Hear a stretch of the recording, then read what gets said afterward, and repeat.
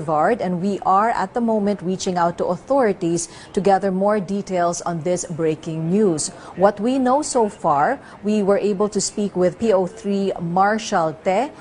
He's a staff detail at the U.S. Embassy, and he told us that there is a suspected bomb found 25 meters from the U.S. Embassy. It was discovered around 6:30 in the morning by a street sweeper who told the Manila Police District that he or she found this suspected bomb inside a trash can 25 meters from the U.S. Embassy. We are still gathering more information as far as we can see right now. That's along the southbound lane of Roxas Boulevard in Manila, and police are in the scene right now investigating whatever was found there. So we would like to get confirmation right now. We have on the line Frisco San Juan Jr. from the MMDA. Sir, can you give us more information about what's happening right now there in Roxas Boulevard? There are reports of a closed lane near the U.S. Embassy in Manila. Can you tell us what's the cause? Yes, as you said, as you mentioned earlier, well, good morning, Ameline. Yes. The cause is a suspected package or bag that was found near the U.S. Embassy that we need to determine if it is indeed a bomb or not. And we have reported this incident to the PNP so that they can do something about it. In the meantime, for the safety of our traffic of our commuters, we have diverted the traffic. Once they reach Luneta, southbound lane, or the whole of southbound lane, from Luneta beside Manila Hotel, they are directed to the left, to turn left, going eastward towards Ayala Bridge or Taft Avenue. And from there, they can proceed to the south. Okay, USEC San Juan, we're looking at the footage now taken live from that area. We see a green trash can on the side of the road. Is that where they found that suspected package? I'm sorry, I have no access. You're not in the scene right now, sir. Okay, yes. But what we understand, it was found in a garbage can, and there's a suspected package discovered at around 6:30 in the morning. Yes. Okay. So who are at the scene right now, sir? Who are there right now? The PNP. The PNP is taking charge of that. Okay. Philippine National Police. And so far, particularly, I suppose the Manila Police District. Mm-hmm. And so far, sir, what are they looking into, and when would they be able to finish the investigation there? Well, probably within an hour or two, they'll be able to clear it up. So in the meantime, there will be traffic rerouting at that area right now? Southbound lane only. Mm-hmm, mm-hmm. And could you give us a situation as well? How's the traffic so far in that area, given how long has this area been closer? I'm sorry, I don't know what time it started, but I guess it's going to last for another hour.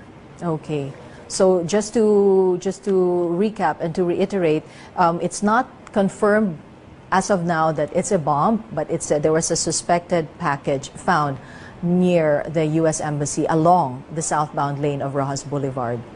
Yes, that is correct. Is there another additional information you may want to share with us, sir? Well, I guess I will just have to advise through your station. It seems like, sir, our commuters not to avoid the southbound lane and possibly take another route. Okay, USEC San Juan, what we're seeing right now here in our screens is that it seems like they've opened a portion of that southbound lane that was earlier closed. They've opened, out of the 4 lanes, they've opened, it looks like about 2 lanes have been opened now to motorists. Well, that's good. That's good news. Okay, okay. So thank you for the news. Yes, that's what we're seeing right now. So from the video that we're seeing, it seems like 2 lanes in the southbound lane in that area is closed to traffic. But good news to motorists right now, they have opened at least the half of that road that was earlier closed to traffic because of a particular incident that's taking place there in Rojas Boulevard. Thank you so much, Yusek San Juan, for taking our call. Thank you, Ms. Aman, and have a nice day. Thank you so much. Okay, you're watching Breaking News here on CNN Philippines, and we've just spoken with Yusek San Juan, Frisco San Juan of the MMDA, and he confirmed to us that there was a suspected package found in a trash can at 6:30 in the morning along the southbound lane of Rojas Boulevard, near about 25 meters from the U.S. Embassy. Now, police forces are at the scene right now, checking on the package that was found in the area. Now, earlier, a road or a portion of Rojas Boulevard was closed to traffic, but as you can see right now, at least 2 or 3 lanes in that area is now open to motorists. And so if you are traversing that area at the moment, it seems like you will be able to traverse freely in that area. But do expect a bit of a delay, especially in this particular portion in Rojas Boulevard. So we are gathering more information, and we will be giving you details on this breaking news as soon as it happens. We'll have more on this. 50 meters away from the U.S. Embassy, then pwedeng to scare or talagang ganito kasi nilagay doon ng madaling araw. According to one of the bystander, merong nakasakay ng taxi, huminto doon at tinapon doon sa basurahan yung IED na yan, din sumibat kaagad. So, kung gusto talaga nila na hindi sila mahuli, na mahuli sila, doon mismo sa in front ng gate ng US Embassy na ilagay yan para kung gusto nilang target yung US Embassy, doon dapat na ilagay yan. Pero hindi na kaya ilagay doon, kaya doon sa unahan. Bakit po yung tinutukoy natin suspect na ganyan? Wala pa, hindi pa natin alam. Basta mayroon na bumaba isang tao sa taxi. Sindyot doon sa basurahan. Sir, just to add sa theories lang, sir, no? Kasi marami din nagsasabi na theory din naman na the issue is being used actually to eventually declare martial law. Diyan na naman. So we just want to... Nagkakalbo na ko, tingnan mo ang ulo ko. Pero we want to... Yung pag-iisip na gano'n, nako, Diyos ko, sorry lang ha, sorry for my reaction. But for God's sake, we will not use, the government will not use an incident that will cause panic, fear, and undue harm or even death to its own people to declare martial law. Iniisip niyo yung, hindi namin magawa yan. What if anak namin ang matamaan yan? What if anak ng gumawa niyan? Isipin ninyo, may Diyos na nakatingin sa ating lahat. Kaya huwag kayong sige accuse sa government ng huwag yung insinuate na government ang may pagkana nito. Sir, di ba meron po tayong nahuli previously na dalawang Maote group and dalawang member ng Maote group, and I understand the PNP said that one of those who were captured was actually the bomb maker. Is it possible also that they have other bomb makers in the group? Alam niyo yung bomba sa Central Mindanao, they are already bomb for sale. Ikaw meron kang gustong i-terrorize na kalaban mo sa politika? O meron kang kalaban na negosyante na gusto mo i-terrorize? Bumili ka sa akin ng bomba, bayaran mo, then ipa-deliver natin doon. Yan ang nangyayari doon sa Central Mindanao, bomb for sale, ang ginagawa nila. Kaya, anybody, pwedeng terrorist group, pwedeng taong galit sa embassy, na hindi na-approve yung kanyang visa, pwedeng mga tao na gustong pabagsakin yung embassy. Anybody can do that. But except sa government naman, kawawa naman yung gobyerno, mayroon tayong So right now, hindi nyo categorically na sinasabing Maote group ito? Of course not, unless nga makuha natin yung ebidensya, hard evidence na ipin down natin sila. But per analysis, we can theorize nga na pwedeng malink ito sa Maote dahil nga sa nangyari sa Davao, the same ang signature. So, sa kanila yan na nanggagaling doon sa Central Mindanao. Sir, anong magiging effect?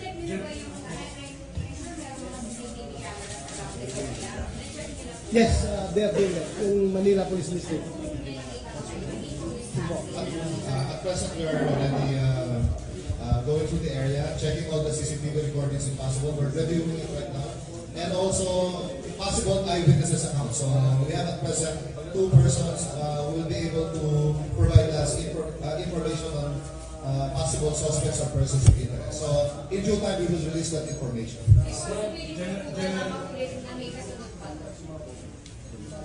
We cannot tell.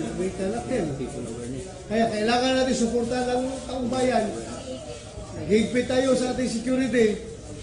Mag-ingat tayo, but please don't panic. No cause for alarm. Huwag kayo mag-panic. Relax lang tayo. Sir, related po sa Rajiv Wala. Sir, masasabi ba natin na US Embassy yung target nitong mga grupo? Ano no? US Embassy yung target? Pwedeng US Embassy, pwede rin hindi. But, kasi mas malapit sa Embassy, most likely gusto nilang Embassy yung target nila. So ano po yung meron bang pagbabago na makikita yung taong bayan? Ngayon sinasabi natin na possible nakapasok na yung Maote Group sa Metro Manila with regard to this IED and explosive na nakita po natin ginawagan. May pagbabago sa aming focus ng ating security target hardening natin at saka yung aming intelligence efforts. Talagang mag-double time kami.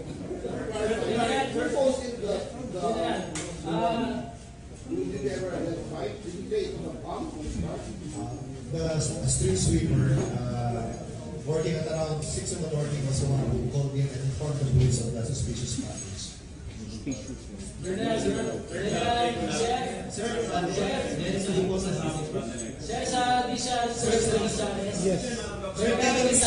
Hindi, isa-isa lang. Isa-isa lang muna. Ano? Clarify ko lang sa ba talaga kasi nakagapat na ng street sweeper. Hindi sa talaga. Nakita niya sa crash gun. Hindi niya binalo. Hindi, naangat niya yung cover. May bilao na doon sa yung crash gun. According to our EOD who conducted yung examination, hindi pa post-basmok dahil hindi pa examination nito is capable of excluding. Yun ang sabi. Ano malaki sir yung nadadami sa sakaling A little devastating compared to Davao Blast. Dahil yung Davao, dalawa yun, isang 81mm sa kanyang 60mm mortar. Doble, ito isa lang, 81. Pupunti lang. Pwede.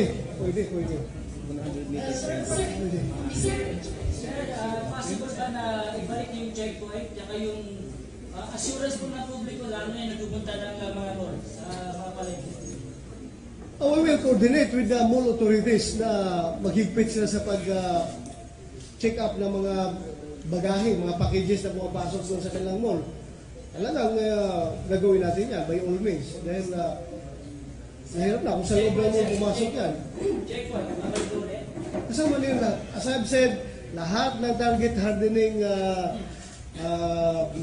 measures ay gagawin namin. Yeah, sir, curious lang ako. Sorry. Nung sabi niya kasi similar ko sa Davao, immediately after the Davao blast, nag-declare si Pangulo ng state of lawlessness. So I'm just curious, will you recommend it the same? Na magkaroon din ng ganyan sa Metro Manila after this? Hindi ako mag-recommend dahil hindi pa nga na-lift yung state of lawlessness, di ba? Ongoing pa rin. Hindi pa na-lift ng presidente yun. So, still exists yung state of lawlessness. Wala pa. I mean, sorry, mag-recommend ba tayo ng stricter measures? May mga ganun ba tayo recommend in place? Aside from yung pagbabalik natin ng checkpoint?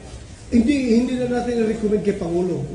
The PNP has all its lahat ng diskarte kaya namin gawin para sa amin legal diskarte para ma-address itong mga problema na ito. Kami na bahala sa amin.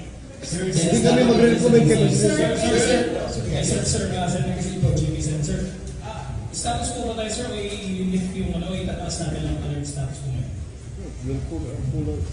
Naka-full alert. Full alert pa rin kami hanggang ngayon.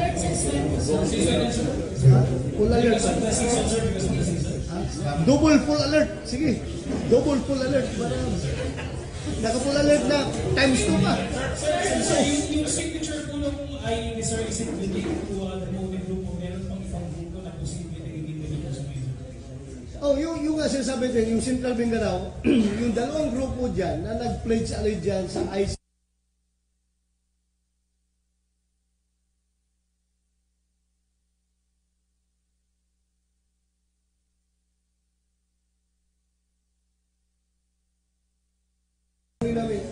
Alaman nila, pag lumahay. Ano silang pasabog ng PNP sa mga tatakbong pasabog? Anong pasabog ang pwede bitaw ng PNP sa mga... Oh, wala. Hindi na kailangan kami masabog. Basta, we will do our job. We will do our job. For clarification lang, mga FTD, aside from the Maudi group, are you looking at other groups na pwede gumawa nito? Yes. Yes. Tokboy Magid Group. Tokboy Magid Group. Tokboy Magid Group. Yung Ansar Khalifa Philippines. Ansar Khalifa Pilipinas. AKP. Hindi. Yung Tokboy Magid yan yung Ansar Khalifa na grupo. Ansar Khalifa Philippines. Sa Mindanao din. Sa Mindanao rin, Central Mindanao. So you're saying na nandito na talaga yun?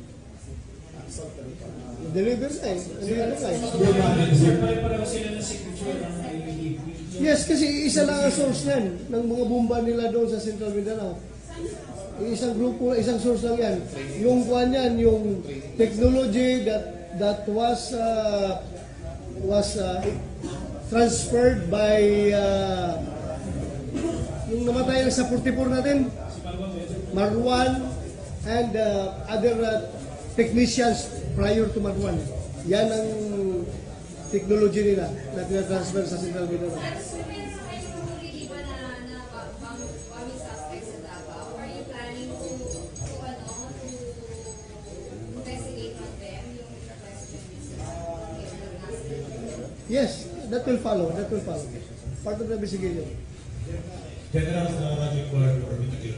Sir, despite na naka-state of lawlessness tayo ngayon, so nasa full alert ang PNP simula ng Davao bombing. Ano yung nasabi natin nakalusot sa atin itong mga bomba na ito? Tapos, ano yung recommendation po ninyo kay Pangulong Duterte? Aming tatlo. Kasi Absid, wala akong i-recommend sa kanya. Dahil Hindi sabihin kagat na naman niya, isa, kung mag-recommend ako, may bawas na. sabihin naman niya sa akin na trabaho niyo yan, bakit ka you do your job. Hindi naman kailangan mo.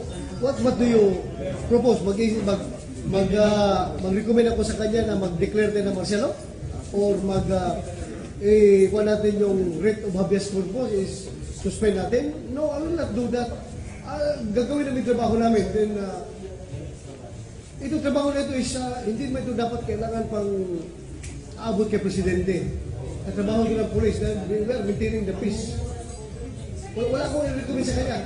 Sabihin, ibabalik ka naman niya sa akin. Trabaho ka. Sir, may pagkukulang ba ang PNP? Sige, recommend sa akin. May pagkukulang po ba ang PNP sa nangyari? Ha? May pagkukulang po ba ang PNP sa nangyari? Pagkukulang? Meron. Nakapasok na eh. Nalusutan kami. So may pagkukulang kami. Nandiyan, nakapasok. Pero, in fairness, hindi sumabog at na-actionan kaagad. Nilagay daw mga 2:30 something, 6 o'clock, na discovery kaagad at na-actionan kaagad. At hindi sumabog. Yun ang pinaka-importante na nagawa namin. So despite what happened, considering this all happened under the state of lawlessness, under the state of national emergency, just an assurance to the public, sir, na everything is still under control? Wala pa yung... Yes, everything is under control.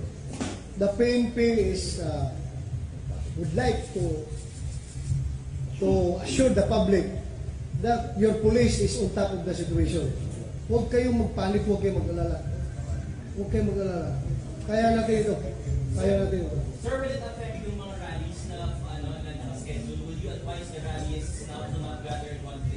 Yung mga question na nagkaroon. Mga question na nagkaroon ibig sabihin, magalit na naman sa akin yung mga anti-Marcos yan. Mag-rally sila. Tapos advise natin na huwag kayo mag-rally kaya may treat tayo. Bahala sila, mag-rally sila. Kung gusto nila, then basta may treat. Babantayin namin sila. Hindi namin sila pabayaan kung mag-rally sila. Sisecure namin.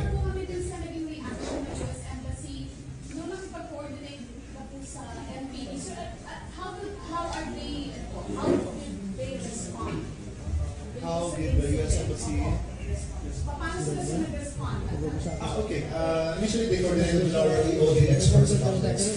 They got a swabbing, it's a technical term for determining the time and date of the details of the dogs, and they'll compare it with our database. So to determine exactly yung signature, origin, and date kung saan yung explosive head. And then, of course, they're providing us with technical assistance in investigating other information with possible suspects. Probably they have information that we don't have at present, so we'll share it with us. Their only concern was it was near the U.S. Embassy, and now we're trying to determine if there's a connection with the location where the suspected package, the IED package was placed, and the embassy. So, yun ang concern nila, especially now that the new U.S. ambassador is about to report to the Philippines this coming week. Sir, correct lang, kasi yung hindi lang ay nilagay sa linis ng kalsada. So, possible na target yung talaga US Embassy, kundi yung mga turista, mga sasakyan ng mga traffic sa area, saka yung mga nagsidyan, possible. Hindi, ganito yan. Actually, yung inutusan yan, siguro, sinabi na, ilagay mo kung saan mo pwedeng ilagay sa pinakamalapit sa US Embassy. Kasi sabi niya, kung magbaba niya sa taxi, ilagay niyo doon sa gate, patay siya, barilin siya ng mga SAP doon, ibabay sa taga-gordya. So, may police tayo doon na pati yung Manila Police, di ba, nagpapatuloy doon. So, para makumply yung utos sa kanya, dahil binayaran siya bayad yan. Binabayaran yan. Kahit pa paano, mailapit pa lang niya sa may embassy. So, doon sa unahan na wala makakita. Siguro yung taxi kami, dandahan nyo ba? Saan babanda natin ilagay na wala makapansin? Ganun yun. Earlier you said na intensify yung checkpoint, Oakland-Sitan, Oakland-Galugan, etc. Pero lately wala na kami nakikita sa checkpoint. So does that mean magkakita naman tayo ng checkpoint results? Yes. Bok, gawin mo. Yes, sir. Nahanapan ka, hindi mo na ginagawa eh. Paglabas ng press court, paglabas. Ayusin natin ito. Yung checkpoint kasi since na pinagbawal ng ating Pangulo, no? We can always conduct yung Oakland-Sitan as what the PNP have said earlier. Hindi naman kasi tayo limited dun sa checkpoint. Yung Oakland-Sitan kasi we can always do that to like mga suspicious na tao, no? Lalo na kung yung medyo delikadong oras ng gabi or ng madaling araw. This is a typical example of a community response dito, community awareness. Remember, yung taong bayan ang nagsabi sa atin dito. Diba? This is a typical example of a community awareness na wala siyang ginawa, nakita niya, hindi niya ginalaw yung item na nakita niya, it's very suspicious. Ang ginawa lang niya, hindi niya ginalaw, pumunta sa nearest police station, and then ang police ang nagresponde. In less than 15 minutes, nandun yung ating EOD-K9 unit. So, kaya naging successful ito. Yung pagkukulang ng ating PNP, nakita natin, it was taken live kanina kung how it was diffused, how it was disintegrated, everything was done properly. Na-close yung traffic, sinara natin yung traffic. Nung everything was clear, 7:45, around 7:45, then dineclare na yung area as clear, as safe. So, yun yung ano lang natin dito. Siguro, ang sabi nga ng chief natin is merong pagkukulang with regards to intelligence. Pwede nating paitingin pa yung ating intelligence gathering dito, together with the Armed Forces of the Philippines. Yes. May tanong ko sa TCS na si Rico. So, ibig ko, siyempre na po, ano na talaga, para mabigyan ng seguridad ng ating pamayan, lalo ka kaksan lang ating. Prepared tayo palagi. Prepared tayo palagi. Ako mismo, yayakapin ko yung bomba niya kung may bomba niya na sa sabog. Ginawa ko na yan sa Davao. May bomba doon, i-wrestling ko yung bomber, suicide bomber. Pinagaw ko yung bomba. Ganun kami ka prepared. Ready kami mamatay anytime para lang ma-save yung ating bansa, ma-save yung ating mga taong bayan. Ready kami palagi. Okay, last three questions, please. Sa public na iwasan yung mga crowded areas. Kasi No. kaya magpapasunod. No. Hindi namin i-recommend yan. Okay, Dahil last three questions. magiging killjoy tayo sa Pasko niyan. At saka, matutuwa yung mga terorista. Sabihin na, uy, natakot yung Pilipino. Natakot. So, panalo na sila. They have achieved their objective, which is to sow panic and fear. So, hindi natin gagawin yan. Gawin lang namin talaga is dublihin namin yung aming intelligence, tapos target hardening, at saka yung cooperation ng publiko. We really need your support. I am appealing to the public in times like this, when meron tayo makita ang mga threat, merong threat na lurking around. Kailangan natin yung suporta ng publiko. Just like sa nangyari kayo ng umaga, kung walang nag-report, then posibleng sumabog. Di ba? So, maganda yung community ay tumutulong, magtutulungan tayo. Tayong lahat naman ang mamalasin nito pag sumabog yan. Wala mo pinipili yan. Civilian ka man, police ka man, o Muslim ka man, o Kristiyano ka man, o Pagano ka man. Pag sumabog yan, tayong lahat ang mamalasin. So, magtutulungan tayo. But I do not recommend na huwag kayong pumunta sa mga mataong lugar. No. Life must go on. Okay, two questions. Last two questions. Who would like to ask a question? Wala na? Sige. 1 and 2. Okay, check 1. Sir, I understand sa may footage kasi dun sa CCTV na po. Kailan po natin at the earliest na magkakaroon ng findings dun sa... Within today, that's why part of the directive of the Chief PNP is for us to double time on gathering these CCTV recordings from the different establishments, not just along the U.S. Embassy, but also those in the buildings and infrastructures in front of it. So within today, and also eyewitnesses accounts, we're getting their statements and possible descriptions. So hopefully, to turn out positive, and we'll release the information later. Okay, last Sir, question. November 30 is coming a holiday. What measures can we do to avoid any possible threats? And you're mentioning the involvement of the public. Meron tayong mga itek-taga mo sa Bato campaign. What steps to be further do to widen the involvement of the community to arrest these culprits? Encourage ka natin yung publiko na makipag-engage sa ating kapulisan kung meron kayong informasyon. I-report yung kagad. Marami tayong mga apps, meron tayong mga hotlines. Please avail of those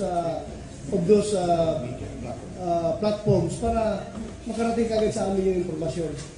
Yun lang po, cooperation sa lahat. Thank you very much to the members of the media. Meron po tayo konting merienda, snacks na prepare for those who would like to stay.